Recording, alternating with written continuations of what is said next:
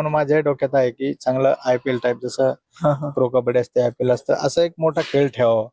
पण त्याचा सगळ्यात मूळ मुद्दा आहे की त्याचं बक्षीस किती काय किती बक्षीस रक्कम बी मोठी राहील परंतु ती जागा उपलब्ध होणं गरजेची आणि ती झाली. नमस्कार मित्रांनो, आपण बघितलेच असेल लखनबैलाचे मालक सर्जेराव चव्हाण यांनी काय बाईट दिली. तर मित्रांनो जाणून घ्या संपूर्ण विषय.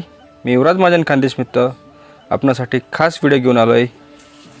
लखनबैलाचे मालक माजी सभापती साहेब सर्जेराव चव्हाण यांना प्रश्न केला असता आपण पण मोठी शर्यत भरवणार का.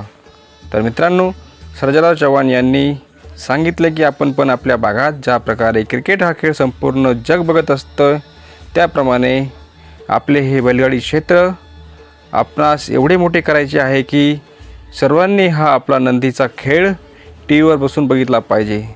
ज्या प्रकारे IPL भरवली जाते तसेच आपल्या संभाजीनगरमध्ये पण नंदींची अशी IPL भरवली जाईल की ती आपण टी व्हीवर बसून घरी बघू. एवढा मोठा खेळ आपल्याला संभाजीनगर येथे भरवायचा आहे. तर मित्रांनो सर्जेराव चव्हाण यांनी बरेचसे काही खुलासे आपल्या या व्हिडिओत केलेला आहे. तर आपण बघूयात पुढे सर्जेराव चव्हाण यांनी काय म्हटले आहे. तर IPL विषयी, बैलगाडाविषयी आणि आपल्या संघटनेविषयी बघूयात संपूर्ण विषय काय आहे. तर ते माझा आहे ते डोक्यातला विजन आहे, माझ्या डोक्यातली ती कल्पना आहे की त्या दिवशी पूर्ण भारतातील ज्यांना ज्यांना याच्यातली आवड बी नसेल तो बी माणूस ते बघत राहील. तसा क्रिकेट हा खेळ संपूर्ण ठिकाणी त्याची लोकप्रियता मिळेल तशी बैलगाड्या शर्यतला सुद्धा मिळेल.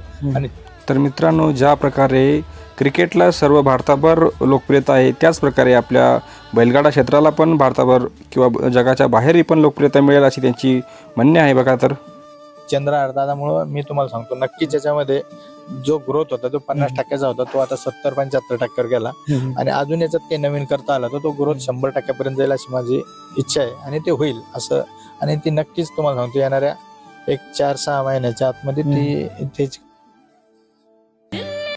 ज्या प्रकारे चंद्रहार दादा पाटील यांनी श्रीनाथ केसरीची मैदान भरवलं ते मैदान जसं आपल्या अख्ख्या भारताला माहिती पडलं की श्रीनाथ केसरी मैदान कसं भरवायचं आणि कसं काय करायचं त्याच प्रकारे आपले सर्जेराव चव्हाण हे पण आपल्या भागात सर्वात मोठी IPL भरवतील आणि आपल्या बैलगाडी क्षेत्र मोठं करतील असेच वाटतंय.